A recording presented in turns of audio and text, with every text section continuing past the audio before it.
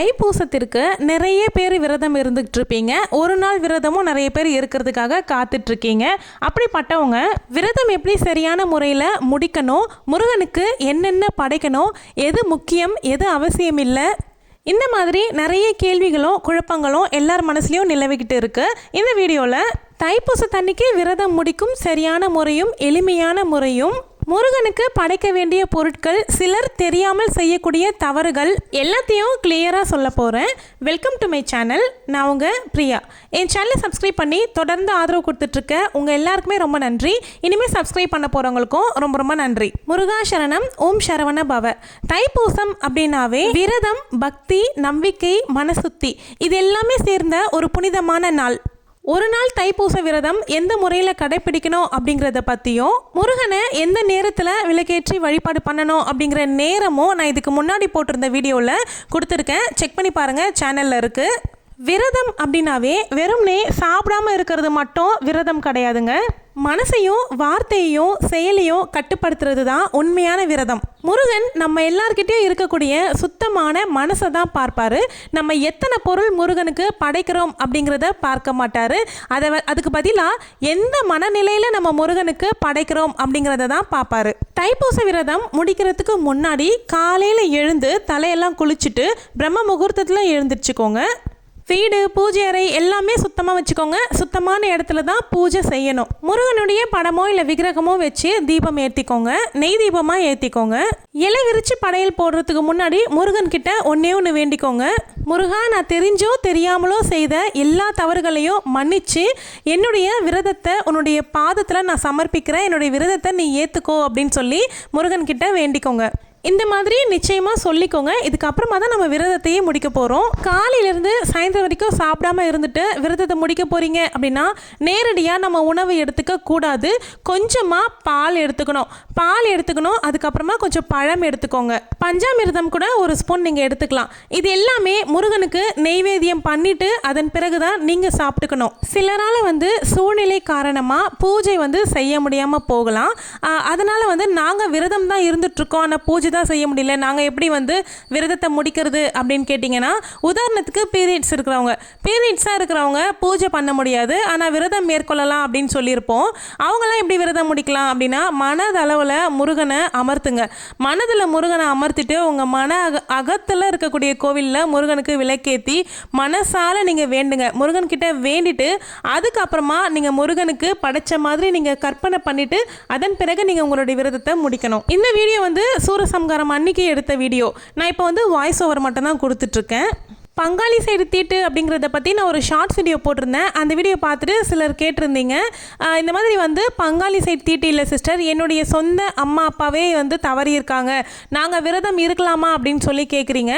உங்களுடைய தாய் தந்தை இல்லை யாராவது தவறி இருக்காங்க அப்படின்னும் பொழுது நீங்கள் விளக்கு வீட்டில் ஏற்ற ஆரம்பிச்சிட்டிங்க அப்படின்னா விளக்கு ஏற்றிக்கலாம்.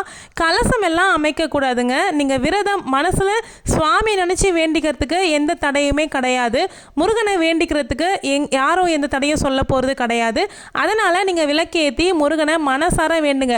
ஆஹா ஓஹோன்னு இந்த வருஷம் பண்ண முடியல அப்படின்னா கூட மனசளவில் வேண்டி அவருக்கு சின்னதாக ஒரு பேரிச்சம்பழமோ இல்லை சின்னதாக ஒரு பஞ்சாமிர்தமோ ஏதோ ஒன்று வச்சு உங்களுக்கு இந்த வருஷம் என்ன பண்ண முடியுதோ அதை பண்ணி அவரோட சந்தோஷப்படுத்தி நீங்களும் சந்தோஷம் அடைங்க. அதுக்கப்புறம் பாருங்கள், முருகனே உங்களுக்கு தாயாகவும் தந்தையாகவும் இருந்து வழி நடத்துவார். முருகனை கிராண்டாக கும்பிட்டாதான் முருகன் நம்மளுக்கு அருள் புரிவார் அப்படிங்கிறதெல்லாம் கிடையவே கிடையாதுங்க. நீங்கள் சிம்பிளாக உள்ளத்தை, தூய்மையான உள்ளத்தை அவருக்கு உருகி உருகி அவரை வேண்டுனீங்க அப்படின்னாவே போதுமானது. அவர் ஓடி உங்கள் மடியில் உட்காந்துக்குவார். உனக்கு என்ன வேணும் அப்படின்னு முருகனே கேட்குற அளவுக்கு உங்கள் மனசை நீங்கள் சுத்தமாக வச்சுக்கோங்க. வெற்றிலை தீபம் பற்றி எல்லாமே நான் லாஸ்ட் லாங் வீடியோவில் சொல்லிட்டேன். திரும்ப நான் இதில் ரிப்பீட் பண்ண விரும்பல. நீங்கள் பார்க்கல அப்படின்னா அந்த வீடியோ பார்த்து தெரிஞ்சுக்கோங்க. சூரிய உதயத்திற்கு அப்புறமா தான் நம்ம விரதத்தை முடிச்சுக்கணும். அதுக்கப்புறமா கோவிலுக்கு போய் விரதத்தை முடிக்கணும் அப்படின்னு நினைக்கிறவங்க கோவிலில் முருகனுக்கு செய்யக்கூடிய அபிஷேகத்தை பார்த்துட்டு அதுக்கப்புறமா உங்களுடைய விரதத்தை கோவிலில் கொடுக்கக்கூடிய நெய்வேத்தியத்தோடு உங்கள் விரதத்தை முடிச்சுக்கலாம். இல்லைங்க, நாங்கள் முருகனுக்கு வந்து படையெல்லாம் போட்டு நல்ல விமர்சனையாக செய்ய போகிறோம், சாமிக்கு வந்து சாப்பாடு படைக்க போகிறோம், அதுக்கு என்னெல்லாம் செய்யணும் அப்படின்னா அதுவுமே நான் வீடியோவில் சொல்லியிருக்கேன். விரதம் இருக்கும்போதும் சரி, விரதத்தை முடிக்கும் போதும் சரி, நம்ம எந்த மனநிலையில் இருக்கணும் அப்படின்னா கோபம் அப்படிங்கிறது அறவே இருக்கக்கூடாது. கோபம் இல்லாமல் நிதானமான மனநிலையில் இருக்கணும். யாரையும் குறை சொல்லாமல் நான் செஞ்சிருக்க இந்த விரதம் உனக்கு சமர்ப்பணம் முருகா அப்படின்னு மட்டும் மனசில் சொல்லிக்கோங்க.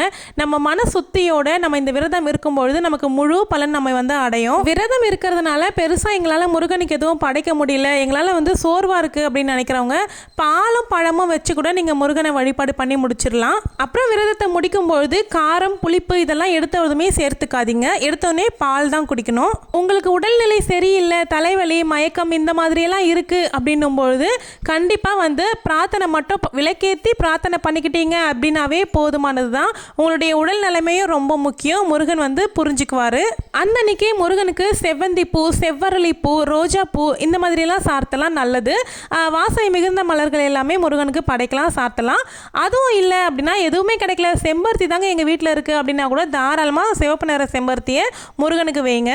அப்புறம் சிலர் கேட்குறீங்க, முருகனுக்கு 6 விளக்கு சொல்கிறாங்களே, அந்த 6 விளக்கு தான் ஏற்றணுமா, இல்லை எண்ணிக்கை வந்து இத்தனை எண்ணிக்கையில் தான் ஏற்றணுமா அப்படின்னு சொல்லி கேட்டிருந்தீங்க. அப்படிலாம் கணக்கே கிடையாதுங்க. நீங்கள் வெற்றிலை தீபம் போடுறீங்க அப்படின்னா 6 வெற்றிலை வச்சுட்டு நடுவில் விளக்கு வச்சு கூட ஏற்றலாம். 6 வெற்றிலையுமே 6 விளக்குமே வச்சு ஏற்றலாம். இதெல்லாமே அவங்களுடைய சௌகரியம் தான்.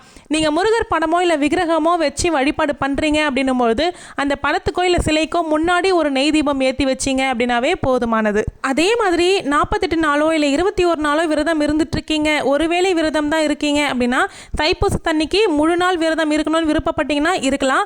அப்படி இல்லை அப்படின்னா ஒருவேளை விரதம் எப்படி நீங்கள் எல்லா நாளும் இருந்துட்டு இருந்தீங்களோ அதே மாதிரி ஒருவேளை விரதமாக இருந்துட்டு மதிய முருகனுக்கு சாப்பாடெல்லாம் படைச்சிட்டு அதன் பிறகு கூட உங்களுடைய விரதத்தை நீங்கள் முடிச்சிக்கலாம். முழு நாள் இருக்கணும் அப்படிங்கிற கட்டாயம் இல்லை. உங்களுடைய விருப்பம் இருந்தால் மட்டும் நீங்கள் இருந்துக்கலாம். அசைவத்தை தவிர்த்துட்டு விரதம் இருந்துட்டு இருந்த எல்லாருமே வந்து விரதம் முடிஞ்ச மறுநாளே அசைவம் சாப்பிடுவதை முற்றிலுமாக தவிர்த்துருங்க. தயவு செய்து இந்த தவறு மட்டும் செய்யவே செய்யாதீங்க. ஒரு 2 நாள் 3 நாளாவது கழியட்டும், அதன் பிறகு நீங்கள் அசைவம் சேர்த்துக்கிறதுங்கிறது உத்தமம். இப்போ நம்ம முருகனுக்கு என்னென்னலாம் படைக்கலாம் அப்படிங்கிறத பற்றி பேசலாம். முதல்ல எளிமையான பஞ்சாமிர்தம் செஞ்சு வைக்கலாங்க. முருகனுக்கு பஞ்சாமிர்தம் ரொம்ப ரொம்ப பிடிச்சமான விஷயம், அதை செஞ்சு வைக்கிறது நல்லது. அப்புறம் முருகனுக்கு ரொம்ப பிடிச்ச திருபாகம் ரெசிபி வந்து செஞ்சு வைக்கலாம். திருபாகம் செய்யலாம், அப்படி இல்லைன்னா தேனும் தினை மாவும் இருக்குல்ல, அதுவும் செய்யலாம். இது ரெண்டுமே எப்படி செய்யணும் அப்படின்னு நம்ம சேனலில் ஷார்ட்ஸ் வீடியோ கொடுத்துருக்கேன்.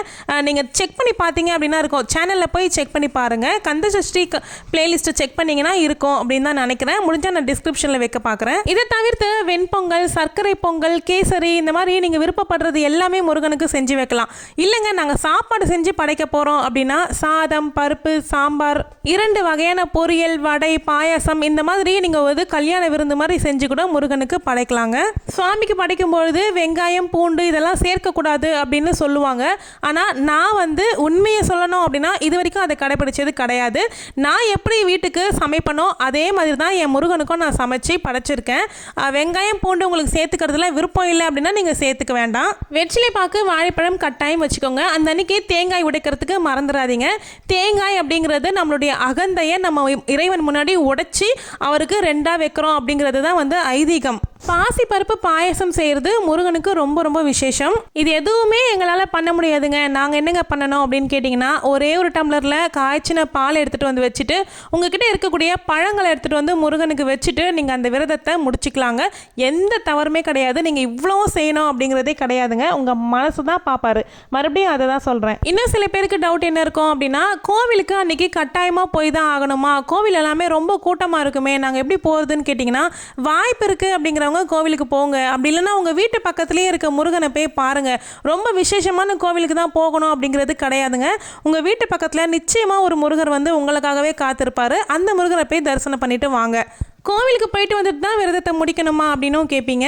அப்படியெல்லாம் கிடையாதுங்க. நீங்கள் வீட்டில் விளக்கேற்றி சுவாமி கும்பிட்டுட்டு படையல் போட்டு முடிச்சிட்டீங்க, முருகனுக்கு நைவேத்தியம் காட்டிட்டீங்க அப்படின்னாவே உங்களுடைய விரதத்தை முடிச்சுட்டு நீங்கள் கோவிலுக்கு போகலாம். ஒரு சிலர் வந்து மாலை போட்டு காவடி எடுத்து பால் குடம்லாம் சுமந்து பாத யாத்திரையால் நடந்து போவாங்க முருகனை பார்க்குறதுக்கு. நமக்கு என்னென்னலாம் முடியுமோ அதை செஞ்சுக்கிட்டோம் அப்படின்னாவே போதுமானது.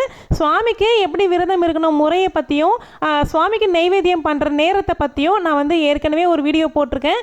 அந்த வீடியோ போய் பார்த்து தெரிஞ்சுக்கோங்க நேரம் தெரியல அப்படின்னா. இந்த வீடியோ மூலியமா நீங்கள் கேட்டிருந்த டவுட்ஸ் எல்லாமே கிளாரிஃபை பண்ணியிருக்கேன் அப்படின்னு நான் நினைக்கிறேன். இன்னுமே டவுட்ஸ் இருக்குது அப்படின்னா கமெண்ட்ல கேளுங்க. அடுத்து போடக்கூடிய ஷார்ட்ஸில் கண்டிப்பாக நான் தெளிவுபடுத்துகிறேன், இல்லை கமெண்ட்லேயே ரிப்ளை பண்ணவும் பார்க்குறேன். ப்ரெக்னெண்ட்டாக இருக்கவங்க விரதத்தை தவிர்த்துட்டு வழிபாடு மட்டும் பண்ணிக்கோங்க. வீடியோ பிடிச்சா லைக் பண்ணிவிட்டு சேனலை சப்ஸ்கிரைப் பண்ணிக்கோங்க. தேங்க்யூ.